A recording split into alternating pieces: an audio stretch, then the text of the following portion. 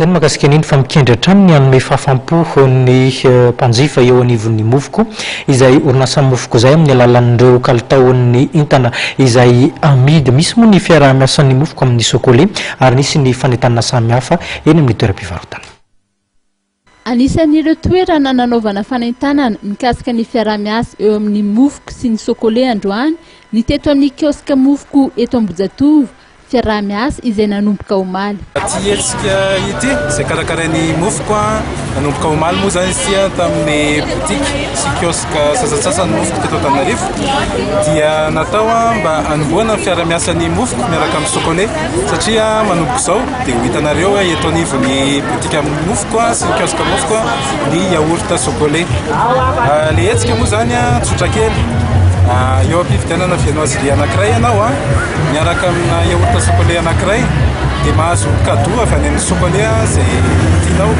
Ao ohatra izao ny chips crumbs, ao koa ny farilac ary manaraka izany koa mety ahazo yaourt boire yao ianao 250 ml dia izao.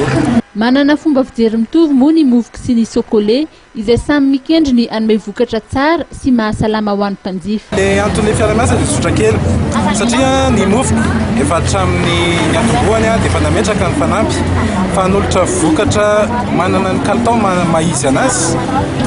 Ao ohatra izao ny resaka nutrition, ao koa ny resaka accessibilité ary ny hygiène na ny fahadiovana dia hitanay efa tsara sy rariny tokoa raha ohatra ka hiala-hiasa amin'ny sokolé zay satria raha fahitanay anazy koa ny sokolé dia mamokatra vokatra tena hitanay fa mety amin'ny mpanjifa sady mitsonjo ny fahasalaman'ny olona rehetrarehetra.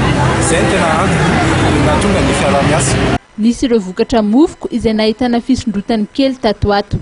Fa nisy ny fiakarana kely teo amin'ny vokatra mofoko rehetrarehetra fa iarahantsika mahita ny fiakaran'ny akora fototra rehetra izay ampiasaina namboarana ny vokatra mofoko. Ao koa ohatra ny angovo, ao koa ny taharo rehetrarehetra ampiasaina ahafahana mamokatra ny vokatra rehetrarehetra. Ny fanamby araka ny lazako teo ny mofoko dia ny ametraka vokatra tsara kalitao ara-pahasalamana ary madio ho an'ny mpanjifa.